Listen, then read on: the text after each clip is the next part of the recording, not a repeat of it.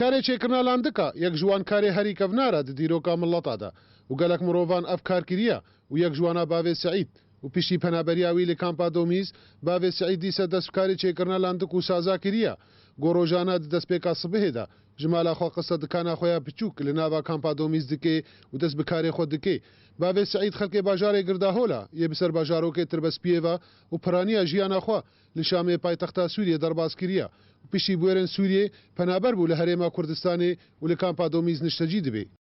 ساڵا 1996 دەستفی کاری کردیا. طبعا مكر حتى جو ام هات نبي دري ظرفه كيلو قال كي نخش هات بسر مدى وعالم تبدا زاني بيتشب ما هات ام هات نبي دي جنهال فيدي في كاري هانات كم لندكا شيت كم طنبوره شيت كم الويدي يجولو شيت كرن وزنها هات ما فيدي جديسه طنبوره تصلحين وشيجت كم طنبوره بيجا نها حالي حاضر ده بتشكي حركه شغل كيم بويا ان شاء الله باذن خدي بتشكي دنيا قرما ظروف دنيا يعني بتشكي نخش نخو ان شاء الله بيتفاقش خدي بشتي فتره كي ترى تما يقوم ام بزبطين المحلي خو تشيبكن والاتها بينن وطنبوره بينهم خوشك بزبطين ودس كاري خو بكن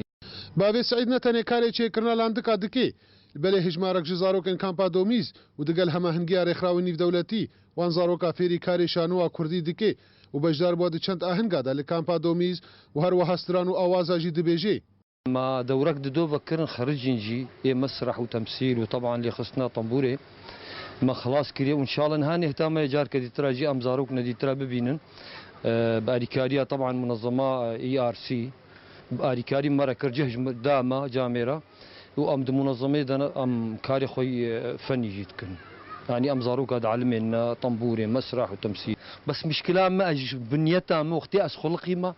يعني اب هاتي شاندن لا شيء مده يعني يفني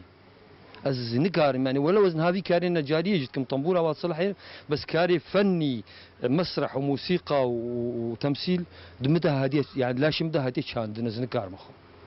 تبلیغ گله کارن گو باوی سعید ده شهرزایا لدرفتک باش راستی وین نبوه و جیانا خو لکامپا دومیز درباز دکه وکو همو پنابرین روجاوای کردستانی